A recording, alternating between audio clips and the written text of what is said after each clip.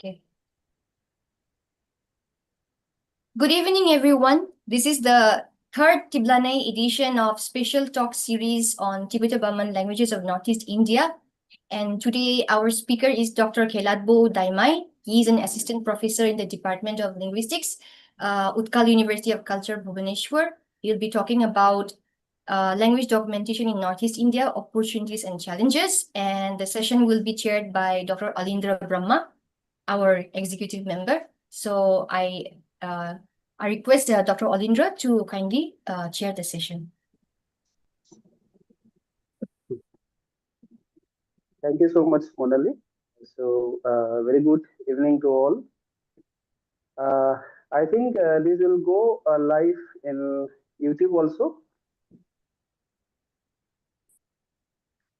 Yeah, so welcome to the talk and all the people joined through other platform like YouTube.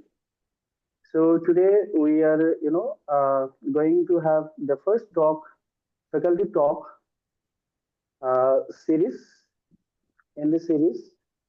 So we have Dr. Daimai from the Department of Linguistics, Utkal University of Culture, Bhubaneswar, Odisha. So the topic is language documentation. Notice documentation. This is okay. I cannot see. I will just check it.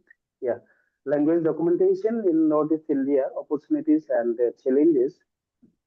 A very warm welcome to Dr. Daimai. So I think we have enough time, at least I think 1 hour, including the queries and suggestions. So Yes. yeah, I think you have enough time. So I welcome you and all the audience to the talk. So please proceed with your presentation. Thank you. Okay. Good evening, everyone. Thank you, Alindra.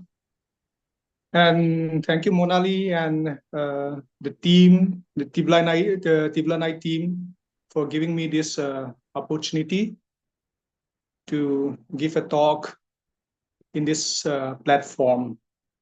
And today I have decided to talk about language documentation in Northeast India. And I know that many people here in this audience have one way or the other experience this language documentation in our part of India. So many of you must be having more experience than me. But I thought, I just wanted to share my experience as well, and for the benefit of younger scholars, I thought I will talk about this topic. So later on, I will be very happy to hear about your experience or things that I have missed out in my talk from people who have gained a lot of experience through language documentation in the Northeast. So to start with, let me give a brief outline of the talk. So I'll give a brief introduction of what language documentation is, and then we will look into some theoretical and methodological perspective, and we'll talk about some of the opportunities we have in language documentation in Northeast, in the context of Northeast India, and challenges, as well as some practical issues that we face. And I will conclude the talk in that manner. So to begin with, let us just refresh our memory about what language documentation is.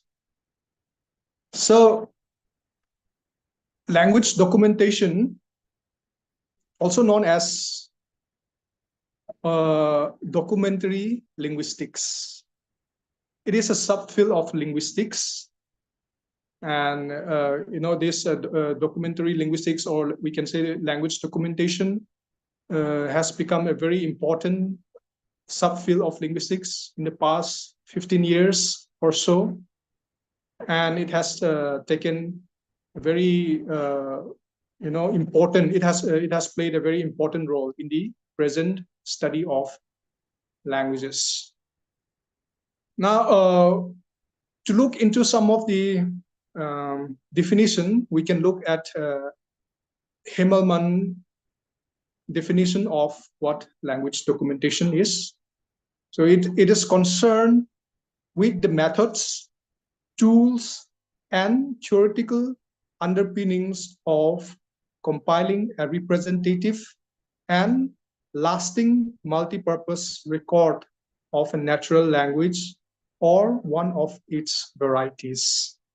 So we have this definition given by Himmelmann. So through this, we can understand that it is a method or tools where we have to use some theoretical underpinnings. And then not only that, we have to compile languages and keep it for a lasting multi-purpose record. If we look at the definition by Woodbury, 2010, we can also see here the creation, annotation, preservation, and dissemination of transparent records of language. So what we have to know here is when it comes to language documentation, we have this annotation, we have theories, and we have different tools that comes along with language documentation. So so that I'm telling this because we should not confuse ourselves with another documentary work, any other documentary work that is happening very often these days due to the availability of technology, mobile phones and other things. People are creating a lot of videos regarding certain practices and all. Of course, those are good, but in many cases, those things lack annotation of the data and then transcription or metadata, all those things. So this is where language documentation differs. We follow certain theories, and we do annotations, transcriptions, and we give meta documentation or metadata. So language documentation is by its nature multidisciplinary. We can draw concepts from linguistics. We can draw concepts from ethnography, even psychology, computer science, recording arts, and many more. So if we look at the works cited here, we can see the multidisciplinary nature of language documentation. Okay, now let us look at 5 significant features of language documentation given by Himmelmann, 2006. Now he identifies 5 significant features of language documentation. The first point is focus on primary data. So language documentation concerns the collection and analysis of an array of primary language data to be made available for a wide range of users. The second one, explicit concern for accountability. Access to primary data and representations of it makes evaluation of linguistic analysis possible and expected. So when we have the data, when we access the primary data, we are expected to make evaluations of linguistic analysis. And the third feature is concern for long-term storage and preservation of primary data. Language documentation includes a focus on archiving. So in order to ensure that documentary materials are made available to potential users into the distant future. So if we are into language documentation, the report or the data that we have collected are expected, or in some cases even demanded, to be archived. We have to archive the data that we have collected from language documentation. The fourth one is work in interdisciplinary teams. So as mentioned earlier, documentation requires input and expertise from a range of disciplines and is not restricted to linguistic alone. So beyond linguistics, we have so many things that can be done in language documentation. And as a linguist, we can work together with ethnographer or anthropologists, sociologists, in language documentation. The fifth feature is close cooperation with and direct involvement of the speech community. So language documentation requires active and collaborative work with community members, both as producers of language materials and as co-researchers. So it is very important for people who are working in language documentation to work closely with the native speaker or local researcher or even a local assistant who will be directly involved in your project.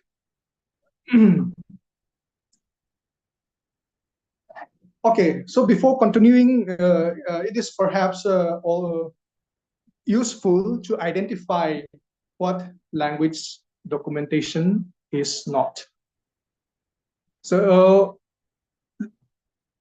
it is not about collecting material to preserve it without analyzing it. So as I have mentioned earlier, these days we have a lot of videos coming from, we can say coming from the Northeast as well. Of course, very important, very interesting documentation about cultural practices or stories or even songs, folk songs, and others. We get to see it in Facebook, in YouTube, and many other social media. But here, we cannot consider those things as language documentation as long as those material has analysis, as long as there is some kind of annotation for those material. So language documentation is not about collecting material to preserve it without analyzing it. It is not language description plus technology.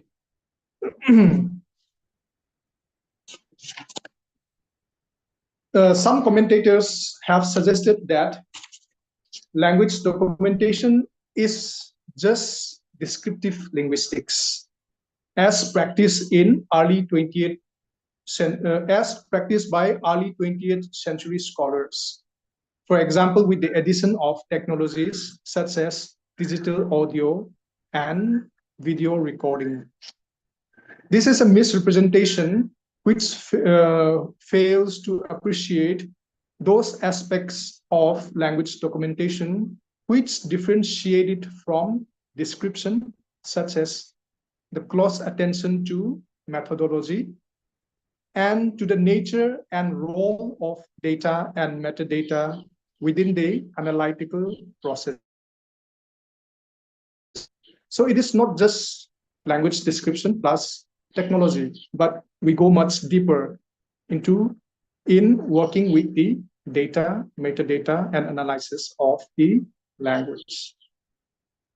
It is not necessarily about endangered languages per se. Of course, language documentation gives a lot of attention to endangered languages, but it is not only about endangered languages. The principles and practices of language documentation can be applied to all languages, large or small, endangered or non-endangered. While the field has developed as a response to language development, it is not fundamentally restricted to endangered languages alone. So we can work on languages which are not endangered, or we can do language documentation in languages that are not endangered as well.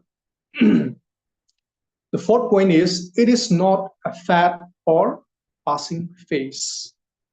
So language documentation is a development that is not a temporary aberration within linguistics, but represents a paradigm shift within the discipline. So the increasing importance given to language documentation these days is not just a fad or a passing phase, but a paradigm shift within the discipline of linguistics. So this is what language documentation is not. Now let us see why language documentation as a field has emerged over the past 15 years. So there are several reasons why language documentation as a field has emerged over the past 15 years. The first of this is the growing concern among linguists and others about the crisis facing the world's languages and threats to linguistic diversity, including the possibility that 50 to 90% of the 7,000 languages spoken on Earth today will cease to be passed to children or used by anyone at all by the end of this century. Austin, 2007. So, and secondly, linguists have shown increasing interest both in theoretical research and in linguistic typology, incorporating data from a wide range of languages as possible to ensure that claims about human language and linguistic abilities are not areally or genetically biased, but represent the true diversity of the human language capacity. Thirdly, there has been a move towards a more humanistic view of language that pays attention to language as a use rather than as system. And fourthly, the emergence of extensive funding resources and the requirements of funders to adopt a documentary perspective and to archive the recorded data and analysis has had an influence on the topics that linguists and others have chosen to research and the research method they are employing. Technological developments in such areas as digital recording equipment, portable computing equipment, including netbooks and mobile phones, software tools, and storage devices have created the possibility of recording and analyzing massively greater amounts of data and being able to access and link it in ways not previously possible. And finally, increasing ethical and social concerns for the rights and needs of stakeholders across the language documentation domain have also played a role in its emergence and particular focus. So these are some of the reasons on why language documentation has emerged as a very important field in the last 15 years. Now, so we can summarize this language documentation as to record the language documentation to record the linguistic practices and traditions of a speech community, along with speakers' meta-linguistic knowledge of those practices and traditions. This includes systematic recording, transcription, translation, and analysis of variety of spoken and written language samples collected within their appropriate social and cultural context. And analysis in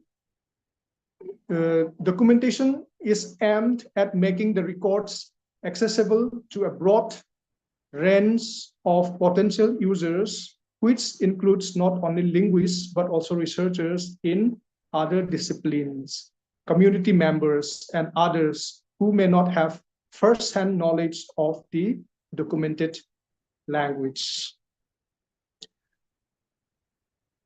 So the core of language documentation is generally understood to be a corpus of audio or video materials with time-aligned transcription, annotation, translation into a language of wider communication and relevant metadata.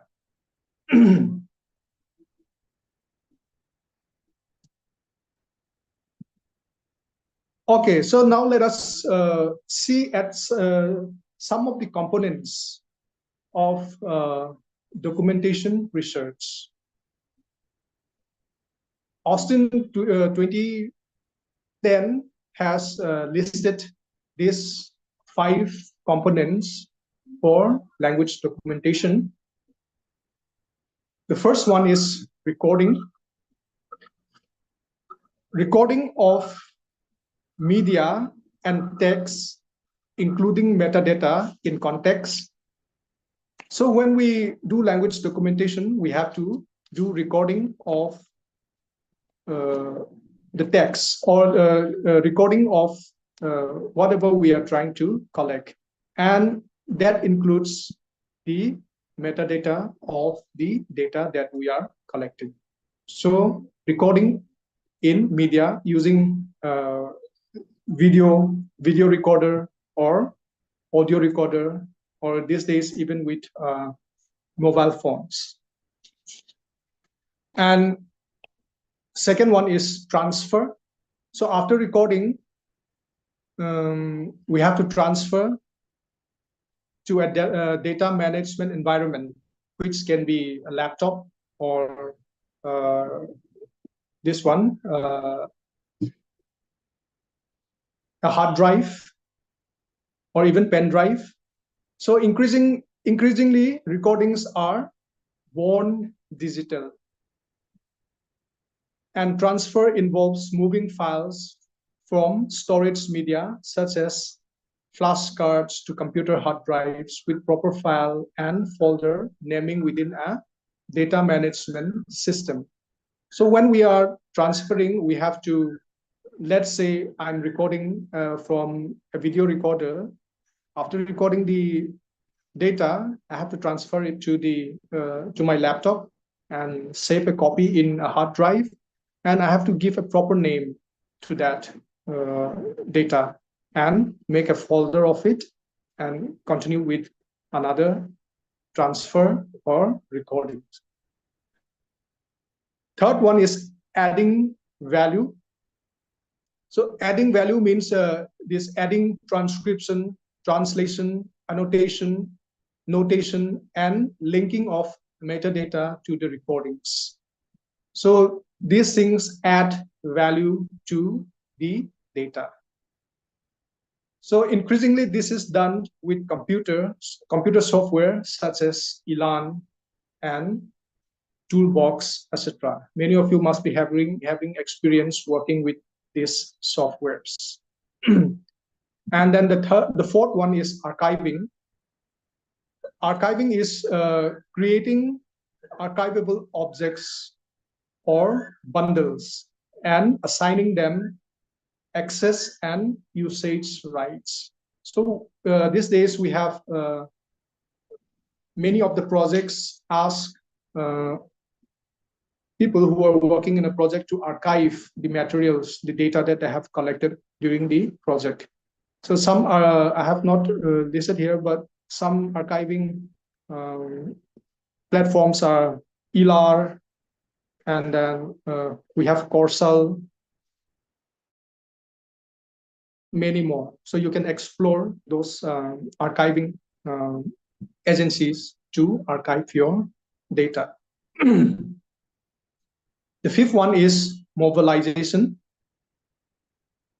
creation, publication, and distribution of outputs in a range of formats for different for a range of different users and usage. So mobilization means reproduction of your data in a form of publication or video or any other material that can be used by different users and for different purposes.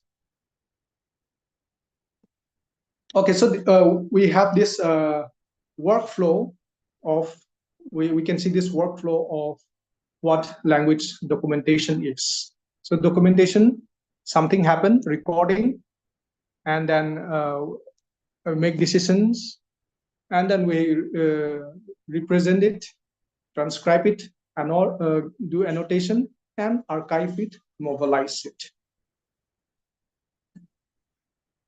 So now coming to the Northeast India, we know that this language documentation provides both significant opportunities as well as challenges due to the reasons remarkable linguistic diversity, precarious status of many indigenous languages. So today in this platform, I will focus on Tibeto-Burman languages, since it is TiBLANEI. There are many other languages, language family in Northeast, but I will focus in TB languages, or I'll talk about TB languages. So we have diversity, linguistic diversity, and people used to say that Northeast is a paradise for linguists, people who are interested in linguistics. It is a good place to work. Northeast is a good place to work on languages. So we know that we have a lot of languages that are, documented as well as undocumented. So coming to the language data about the Northeast, I'm presenting here the whole the data of the whole India. This data is from the Census of India 2011. If we look at the number 4, Tibeto-Burmese, we have the Census of India recorded 66 Tibeto-Burman languages. And the speakers, the total number of speaker of Tibeto-Burman languages are 1,27,382, which accounts for just 1.01% of India's population. So we have the highest number of languages, but we can say a lowest representation in the percentage, one of the lowest representation in the language population, percentage of total population. Here, it is mentioned here 66, but we know that there are more than 66 Tibeto-Burman languages in the Northeast India. Some give the number as above 200. And another thing is the Census of India did not include data from languages which have less than 10,000 speakers. So many of our languages have missed out in Census of India. So we can see how diverse our area is, and there are a lot of works to be done. There are a lot of opportunities for language documentation in our area. Okay, so coming to the opportunities that language documentation presents for us in the context of the Northeast.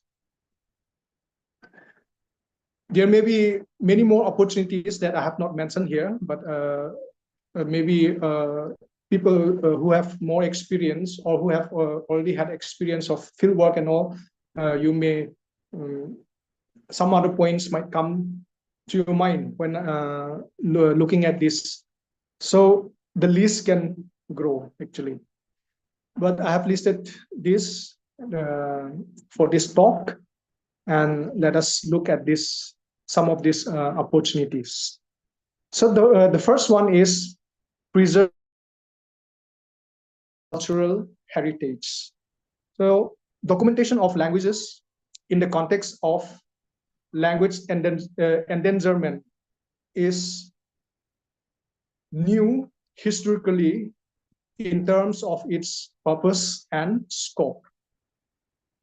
So when we do language documentation, mostly, most of our languages are endangered. So we take it from that point of view that we are documenting an endangered language. But the purpose of language documentation is preservation of language, and it is twofold. The first one is to keep a record of a language that is to disappear, and to aid to stop and maybe to reverse the disappearance of a language.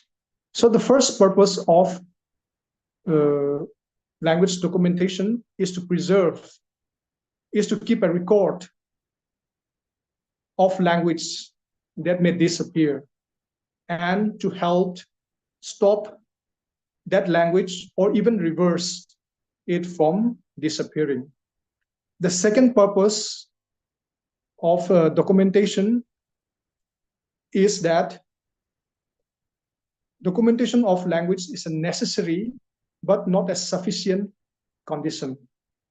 So we have, it is very necessary because we don't have sufficient data on our languages. So in the context of our area, we have several endangered languages that needs to be documented and to preserve cultural heritage as well as for linguistic analysis. When a language is documented, something more is made available besides the form of a language to the user of the document through the interpretation of it. It is the knowledge of social system mediated by the language, the cultural values signified in the language, and the cognitive pattern of interpretation of the social and natural environment codified in the language. So the nature of language materials documented will differ to become amenable for these different kinds of interpretation.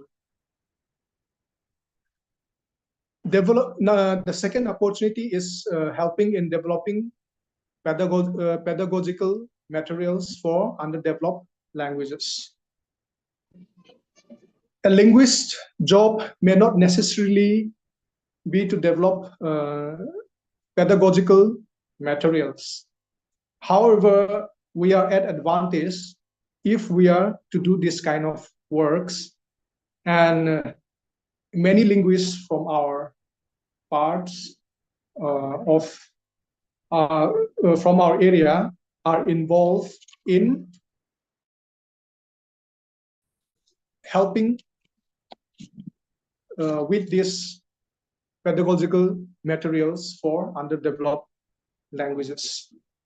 I also know, many linguists here who are helping in this kind of work. Say, for example, we can take Dr.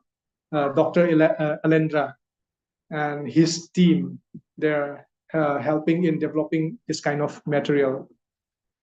I also contributed in development of primer for Liang Mai through Dr. Alendra, and those kind of works are, we have work like CIL and NCRT collaborated primer series. So I think mostly they engage people with linguistic knowledge. So we are at advantage as a linguist to help our languages, our underdeveloped languages. And the third one is language revival program. So with the help of language documentation, revitalization efforts for many endangered languages of Northeast has commenced. We can take the example of the revival of Thai languages. And we also have institutions who are helping in this language revitalization program.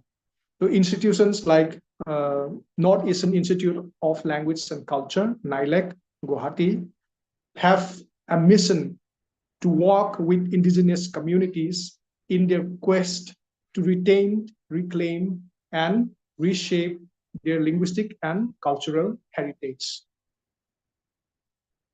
Bringing the region's lesser known languages to mainstream discussion.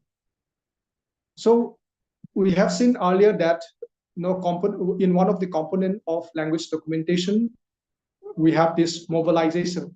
Mobilization means coming out with publications of research papers, fieldworks, monographs, and even books for wider scholarship. So with this, we will reach out to wider readership, and our languages will reach bigger platforms for mainstream discussion. The fifth one, utilizing technology to facilitate language resources. So language documentation has the advantage of new technology these days. It can be done digitally in cyberspace and not constrained by considerations of storage space and perishable materials. The documents can be easily duplicated and transmitted globally. So documentation at one site can provide links to other sites of documentation of the same language. Thus, the limits imposed by the earlier medium and techniques of documentation are overcome. We can also have unlimited storage through archives and all, as mentioned earlier. So with this technology, we have this advantage or opportunities to create huge language resource or purpose for our languages, for our Northeastern languages. And now let us talk about some challenges. First one is securing long-term funding and ensuring the sustainability of documentation projects. So most available funds for language documentation, example from ELDP, NSF, ELF, or other agencies like CIL or even NEC, and some local institutions are short-term and project-specific, which limits continuity. So we have this, certain limit for the budget. We do certain project, and as soon as we finish it, we give a full stop to the project. So this kind of things is one of the challenge. We cannot proceed ahead, with the documentation project as soon as the funds runs out. Now, some of the agencies may not prioritize or sustain language documentation, especially for minority or endangered languages. And another thing is global fundings are highly competitive, and Northeast languages may be underrepresented in global linguistic priorities. Or another thing is maybe we are not competent enough to write a very good grant proposal, that can draw major funding for language documentation. Of course, now linguists from our Northeast are coming up, working in different kind of projects. Personally, I also know many people working in ELDP, major project. So this is a very good, development from our part.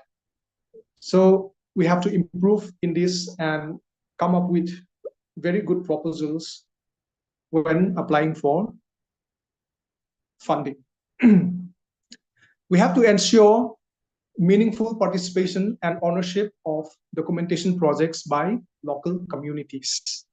Some communities view documentation efforts with suspicion and as extractive, especially when led by outsiders.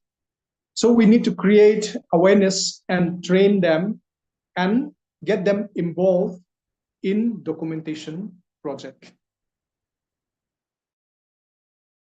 Funding agencies like ELDP, they insist on training and engaging local assistants so that once the project is over, the local assistant or the local people who are involved in the project may continue their documentation work. Then we have scarcity of trained personnel. Without capacity building, documentation is often externally driven and not sustained by the community. So most of these works are, most of this documentation work are done externally. So we need to train our people, and we need high quality equipment and training so that we can have trained people who can help in language documentation. And then we have a language shift due to pressure exerted by dominant languages, as well as change in belief system. So many communities are undergoing rapid language shift to dominant regional or national languages, reducing intergenerational transmission.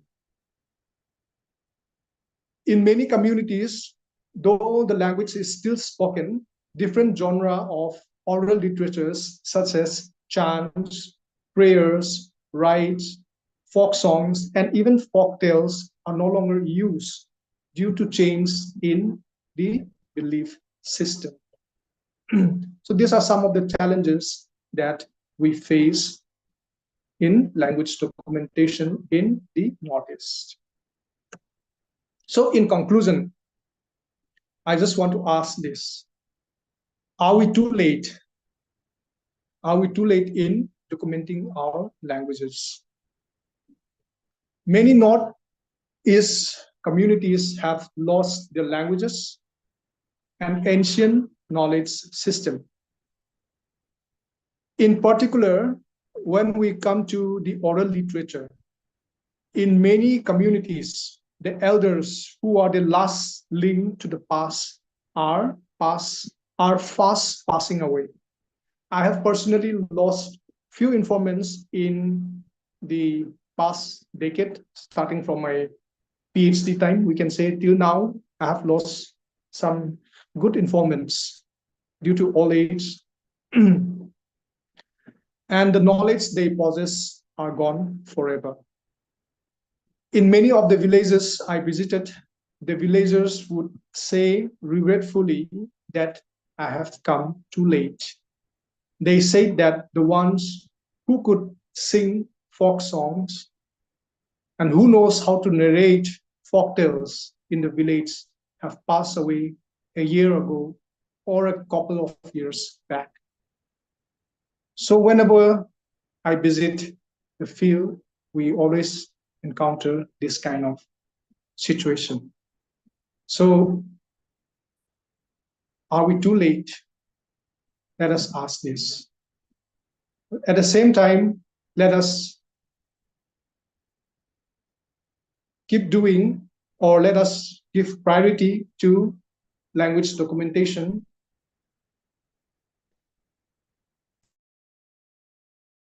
area, as we have a lot of endangered languages, and these languages are dying out, especially the oral literatures, the rich cultural heritage are dying out as the day pass by. Thank you, everyone, and these are the references. Thank you for your patient listening. Thank you so much, Dr. Dharma, for your comprehensive and so impressive talk on documentary linguistics. You have covered most of the important parts in language documentation and very clearly elaborated about the right activities of documentary linguistics and also about the highly accelerated emergence of language documentation activities in the recent past and the present time. Uh, you have also elaborated about 5 components of documentation research and workflow by Austin.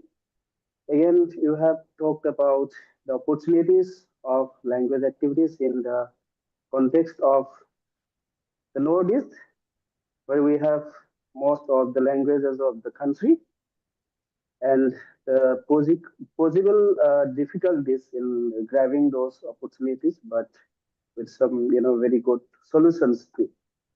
Thank you again, and I, on behalf of TiBLANEI, now invite queries, questions, and suggestions for the speaker, and also to discuss his question, are we too late? So now it is open for discussion. We can take like 10 minutes. So thank you so much. Thank you.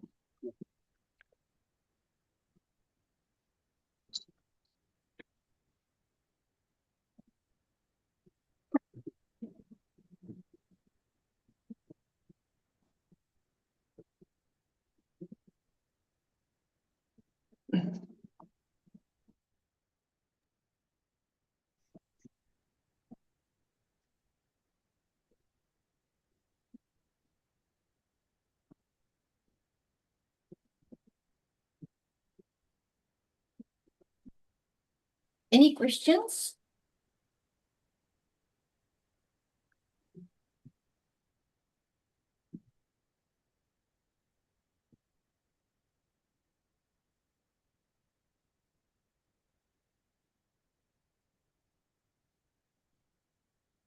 one of my main objectives today for presenting this topic is for these young scholars, PhD scholars from Northeast. I know that many of you will start going into field, and then you face so many things. Of course, we learn with experience, but it is also good to equip ourselves, keep ourselves prepared with certain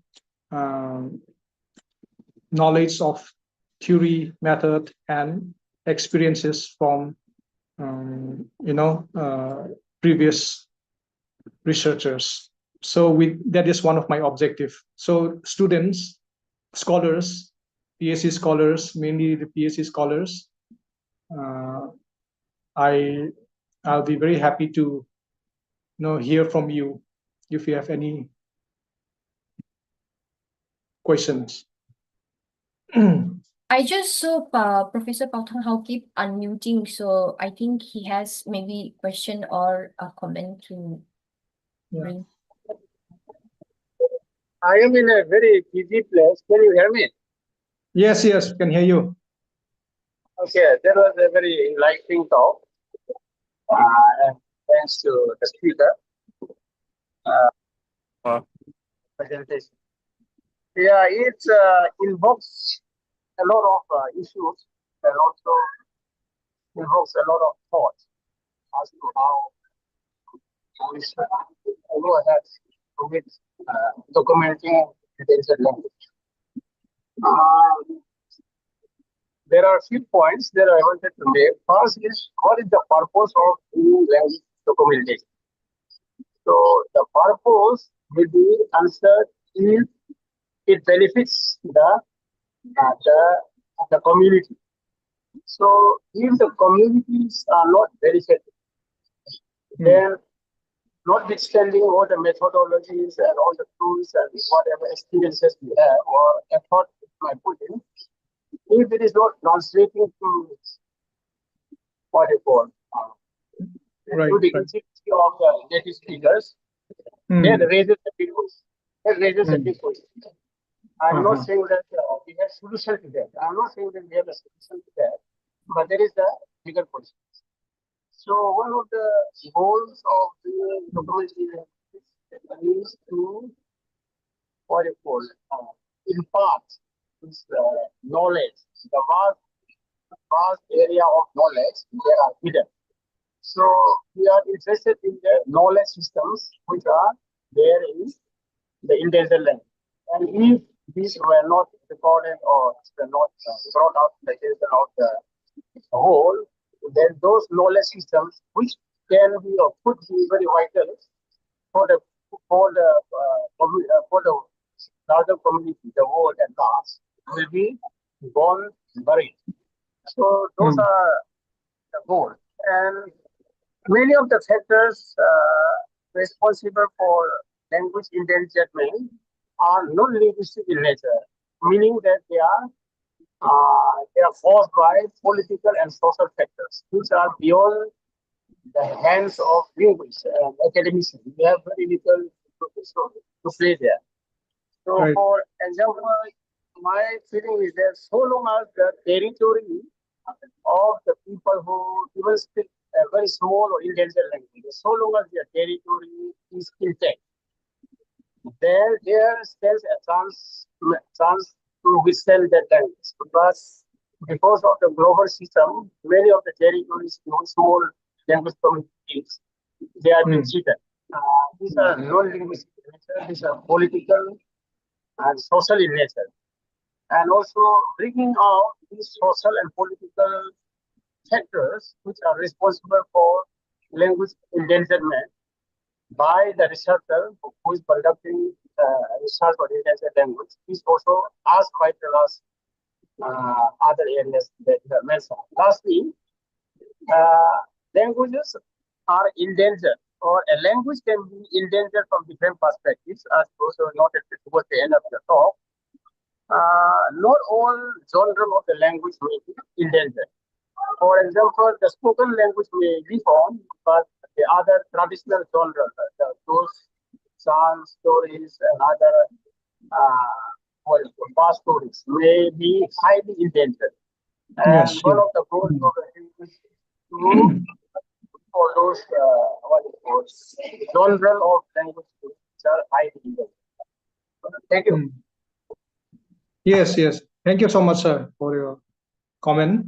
Yeah, it is true. We have to, when we do language documentation, we have to keep in mind about giving back to the community. I mean, whatever we have documented should benefit the community as well. So, but sometimes, see, funding agency may not be, very interested in those kind of work, but you as a researcher, you have to do some extra work. For example, the community, my experience is that whenever I documented, say, some people who are narrating story or who are singing folk songs in video documentation, they will inquire like, what has happened to my recording. They feel that, like, uh, we will come up with some kind of documentary or a movie, or that is what they expected. So sometimes we have to go extra mile and give back to the community as well. So in one of the field trip in one village where I spent a lot of time, and 4 field trips, I make a documentary about that village from all the video uh, recordings that I have collected uh, from the village, from the community. So the video includes recordings for at least 5 years, a period of 5 years. So people get to see someone from their family who have passed away from the video again. So that kind of document, when they see that kind of documentary, they are like, oh, this is the kind of work that you are doing. Oh, it's good, it's nice. So they are not they are least bothered about the linguistic analysis. They cannot, many of them cannot access archives, so we have to give something back. So we can work on some short story book and make a few clips of video and then share it with the community member.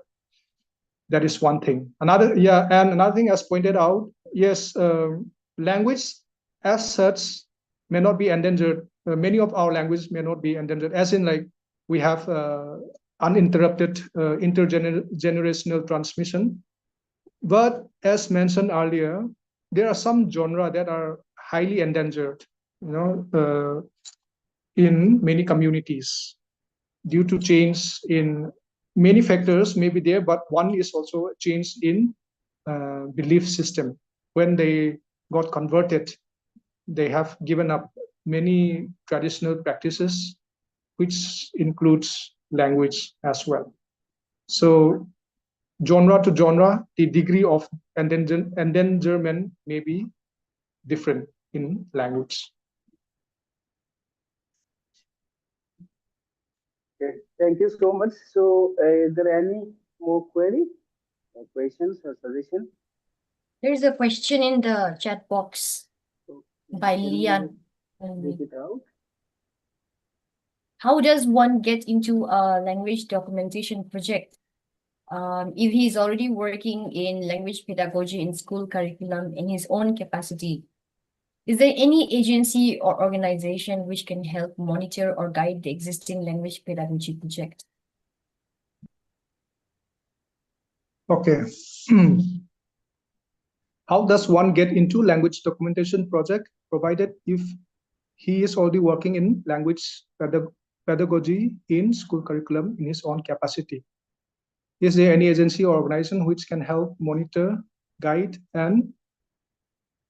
the existing language pedagogy project? Alendra can answer this. No, even if you're working in language pedagogy, for example, for school curriculum in your own capacity, you can always apply for projects from different agencies, which can give you some support. in documentation, language documentation, and you can use those language, the data that you have collected in your language documentation project to develop the teaching materials. So that is one way of using the data. Now, when it comes to documentation project, applying for language documentation project, there are different agencies, different criteria for application. And yeah, that is totally, again, it will take a long time if we go into those kind of details. I think maybe in future, not necessarily me, but someone more, some expert can give a talk on how to apply for grant application. This is very important. So as mentioned earlier, international fundings, the competition is very high. So we have to write a very good application to get fundings. So that is one thing that we can look into in future.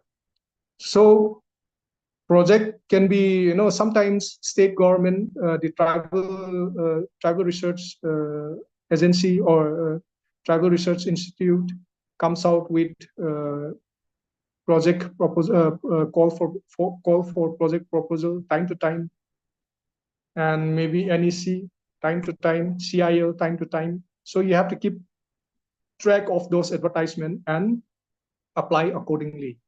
There may be a specific theme on where to how to draft the proposal. As in, it may be on documentation. It may documentation of folk song, documentation of folk tales. Maybe it may have different criteria. So you have to look into those things. And separately, whether there's a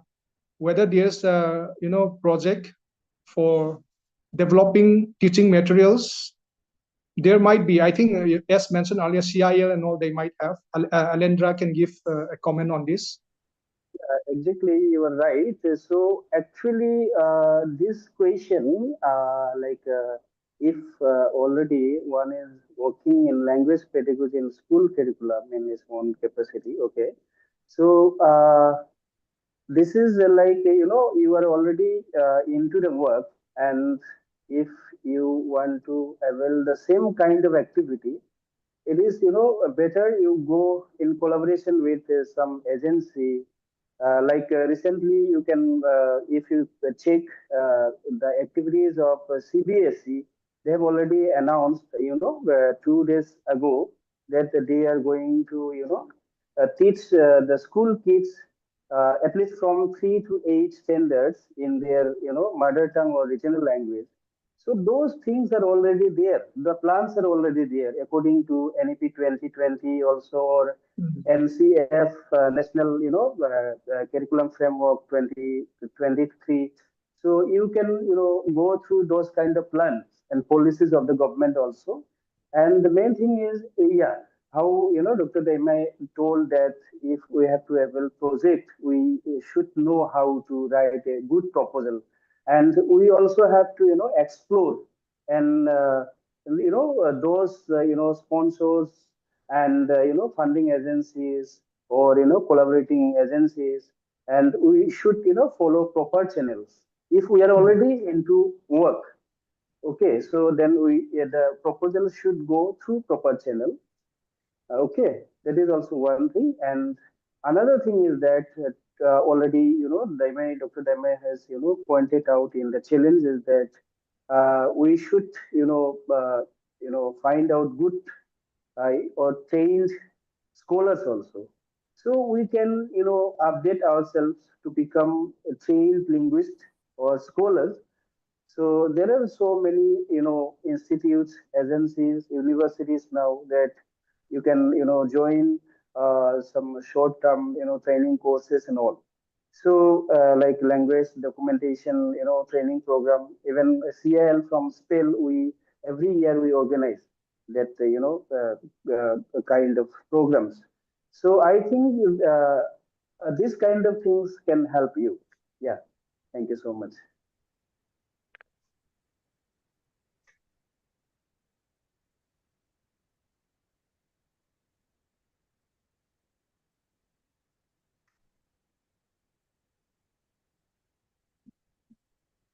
So, any more question? I think the talk was, very elaborative and very easy to understand also. So, if Thank you. the audience, members of this group, if you want to, know something more in detail, then you can directly contact Dr. Daimei also, or you can, get contacted to him through TiBLANEI Society also. So Yes. thank you so much, TiBLANEI Society and Dr. Daimei for your very good, talk and to TiBLANEI Society for this opportunity to share the session. So now over to Dr. Manali. Thank you so much. Yes. Thank you. Thank you, Alendra. Thank you, Dr. Olindra, for chairing the session. And thank you, Dr. Kailatbo, for the wonderful presentation on language documentation in Northeast India, opportunities and challenges. It was a very useful lecture for the student participants, especially who were present here. And we hope that our young budding linguists and researchers have learned something valuable for pursuing research in Northeast Indian languages, especially for Tibeto-Burman languages through this talk. And as Dr. Alindra has mentioned, Dr. Kailatbo can be contacted through TiBLANEI Society and also in the WhatsApp group. So please feel free to share if you have any queries. And just to make an announcement, we will be resuming the student presentation series and talk series again in the month of June. So it will be once a month alternatively. So we will soon be announcing by next week on the next student series as well as the special lecture series. Thank you so much, everyone. Have a pleasant evening and good night to all. Bye. Thank you. Thank you. Thank you very so much. much. Good night. Yeah. Thank you, everyone.